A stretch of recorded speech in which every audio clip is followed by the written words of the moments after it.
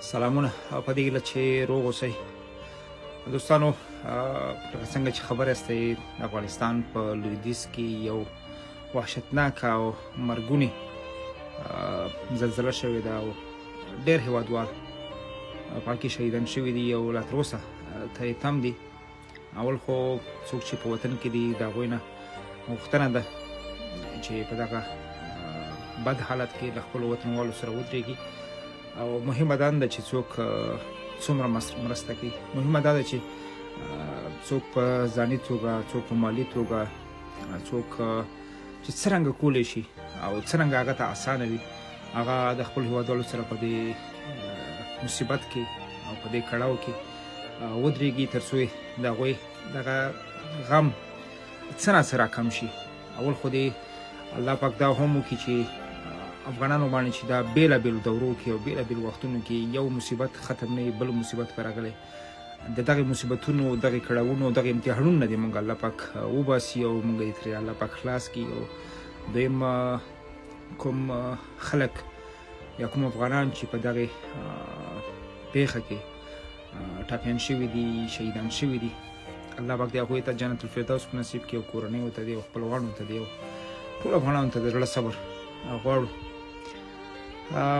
په دریم قدم کې د افغانستان کرکټ بورډ له مشرتابه د ابتکار څخه د راشد خان، د کپتان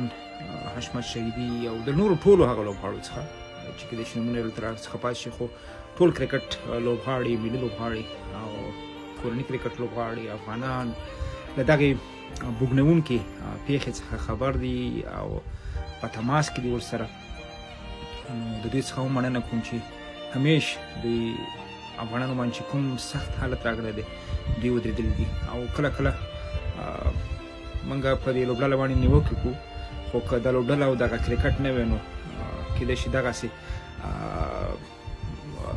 خلک موږ نه لرلی چې موږ سره او افغانانو سره په دغې تنګ وخت کې او په دغې مصیبتونو کې او په دغې کړاوونو کې ودرېږي. همیش کرکټ او کرکټرانو افغانانو ته نه یوازې چې خوشحالي ورکړې ده بلکې د دوی په هر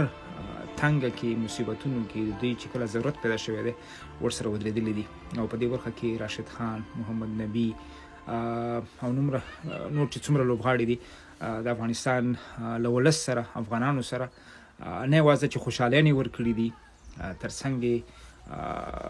دوی سره په د مصیبتونو او کړاوونو په وخت کې ودرېدلي دي او د دوی سپورټ او ملاتړ یې کړی دی او نور خلک یې هم تشویق کړي دي. زه هم د دغې ویډیو په واسطت باندې نه یوازې له دغه خلکو څخه چې افغانانو سره په دغې مصیبتونو کړاوونو کې ودرېږي چې څوک څومره وس لري، ستاسې یوه افغانۍ او لس افغانۍ هم کولی شي چې د دغې خلکو سره یعنې ډېره زیاته مرسته وکړي. خپلو مرستو ته او خپلو معنوي او مادي مرستو ته په کمه سترګه باندې مه ګورئ. زموږ هم چې څومره وس کېږي، ستاسو څومره وس کېږي او څرنګه چې چا وس کېږي هغه باید خپلو افغانانو سره ودرېږي تر څو څه نه څه د دغه خلکو لاسنیوی وشي. او په اخر کې به دعا دا وکړو چې الله پاک دې افغانان او زموږ وطنوال نور د دغسې بدبختیو، د دغسې کړاوونو، د دغسې مصیبتونو، د دغسې غمونو څخه تل تر تله لرې وساتي او افغانستان کې د الله پاک د امن ټغر، د خوشحالۍ ټغر، د یووالي ټغر او د ملي یووالي ټغر خور کړي.